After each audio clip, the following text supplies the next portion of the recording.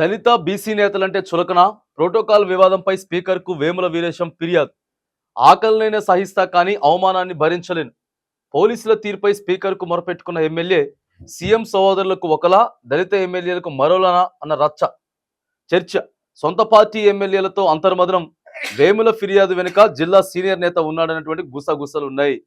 దళిత BC నేతలంటే చులకనగా చూస్తా ఉన్నారు. ప్రస్తుతం కాంగ్రెస్ పార్టీ రాష్ట్ర ప్రభుత్వంలో నకరేకెళ్ళి ఎమ్మెల్యేకి ఏం జరిగింది? మొన్న వేముల వీరేశంకి మంత్రులంతా వస్తా ఉన్నారు. ప్రోటోకాల్ ప్రకారమే పోయిండు ఎమ్మెల్యే అంటే మామూలుగా కాదు. రాష్ట్రంలోనే మొత్తం కూడా అన్ని నియోజకవర్గాల మీద సెకండ్ ప్లేస్, థర్డ్ ప్లేస్లో ఉన్నాడు ఆయన. మెజారిటీ వచ్చినటువంటి స్థానాలల్లా ఇక నల్గొండలో ఎక్కువగా రెడ్డిల ఆధిపత్యం జరుగుతూ ఉన్నదని చెప్పి దళిత ఎమ్మెల్యేని ఆడ కనీసం లోపలికి పంపించేటటువంటి ప్రయత్నం చేయలేదండి. పోలీసులు బయటికి వెళ్ళగొట్టేసారు. మరి ఆ జిల్లాకు సంబంధించినటువంటి ఒక నాయకుడు కూడా ఇలా అంతా కలిసిపోయారు. బీసీలు, దళితులు అంతా కూడా పోయి స్పీకర్కి ఫిర్యాదు చేసుకున్నారు. అంటే ఇప్పుడు ఉన్నటువంటి పార్టీ కాంగ్రెస్ పార్టీల రాష్ట్ర ప్రభుత్వంలో ఏ రేంజ్లో ఉన్నదో ఒకసారి మీరే అర్థం చేసుకోండి. బీసీల మీద, ఎస్సీల మీద ఎంత వివక్షత చూపిస్తా ఉన్నారు, ఎంత చులకనగా చూస్తా ఉన్నారు అనేది వాళ్ళ పార్టీ ఎమ్మెల్యేల పోయి స్పీకర్కి ఫిర్యాదు చేసిరు. చక్కగా ప్రోటోకాల్ ఇస్తలేరు, మమ్మల్ని తక్కువ చేసి చూస్తా ఉన్నారని చెప్తా ఉన్నారు. నకరేకల్ ఎమ్మెల్యే వేముల వీరేశం ప్రోటోకాల్ వివాదం సరికొత్త చర్చకు దారితీస్తోంది. దళిత ఎమ్మెల్యేలు అందరూ కలిసి స్పీకర్ను కలిసి మరి తమ ఆవేదన వెల్లబుచ్చడం చర్చనీయాంశంగా మారింది.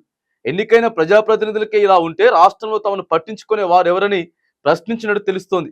మరోవైపు సీఎం రేవంత్ రెడ్డి సహోదరులకు ఎలాంటి హోదా లేకపోయినా, ప్రజాప్రతినిధులు కాకపోయినా వీవీఐపీ ట్రీట్మెంట్ ఉండటం, దళిత ఎమ్మెల్యేలను పోలీసు బయటికి గెంటివేయడం కాంగ్రెస్ పార్టీ రాజకీయాన్ని దుమారాన్ని సృష్టిస్తోందని చెప్పి విశ్లేషకులు మొత్తం చెప్తా ఉంటే ఇక జరిగిపోయింది అంత కామ్గా ఉంటారు అనుకున్నారు. కానీ స్పీకర్కి తీసుకుపోయి ఫిర్యాదు చేసిర్రు.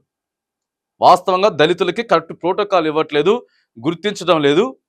కానీ ముఖ్యమంత్రి సహోదరులు ఎవరైతే ఉన్నారో వాళ్ళ అన్నదమ్ములందరికీ కూడా వీవీఐపీ ప్రోటోకాల్ ఇస్తా ఉన్నారని చెప్పి నిన్న స్పీకర్కి ఫిర్యాదు చేసిర్రు.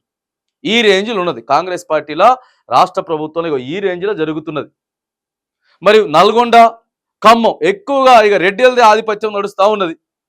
నల్గొండ జిల్లా మొత్తానికి ఏకైక ఒకే ఒక దళిత ఎమ్మెల్యే నకరేకల్ ఎమ్మెల్యే మరి వేముల వీరేశం ఆడికెళ్ళి గెలిచిండు. వాళ్ళందరికంటే ఎక్కువ మెజారిటీతో గెలిచిండండి. అయినా కూడా ఆయన్ని తక్కువ చూపు చూడడం, చిన్న చూపు చూడడం చెప్తున్నాడు క్లియర్గా. ఫుడ్ లేకపోయినా ఇబ్బంది లేదు, కానీ తినడానికి తిండి లేకపోయినా పర్లేదు, కానీ ఆత్మ గౌరవాన్ని మాత్రానికి నేను చంపుకునేటువంటి కాదని చెప్పి క్లియర్గా చెప్తున్నాడు ఆడ కథ. ఇప్పటికే చెప్తున్నాడు. మొన్న ఎమ్మెల్సీగా గెలిచినటువంటి తీన్మార్ మల్లన్న కూడా అదే చెప్తున్నాడు. ఆలోచించిండు, మొత్తం చూసిండు పరిస్థితులు. ఇగో బీసీని తక్కువ చూపు చూస్తూ ఉన్నారు, చిన్న చూపు చూస్తూ ఉన్నారు. బీసీలను అందరినీ ఏకం చేయడానికి ఇక నేను పోరాటం చేస్తా, నా ఎమ్మెల్సీ పదవి పోయినా నాకు బాధ లేదు, కానీ నాకు మంత్రి పదవి కూడా అవసరం లేదు అని చెప్పి క్లియర్గా చెప్తున్నాడు మల్లన్న. అంటే ఏ రేంజ్లో వీళ్ళంతా కూడా ఒకటైపోయి ఆధిపత్య కులాలన్నీ బీసీలని, ఎస్సీలని అనగదొక్కుతా ఉన్నారు అనేది రాష్ట్ర ప్రభుత్వం, రాష్ట్ర ప్రజలంతా కూడా చూస్తూ ఉన్నారు. ఇదంతా ముచ్చట.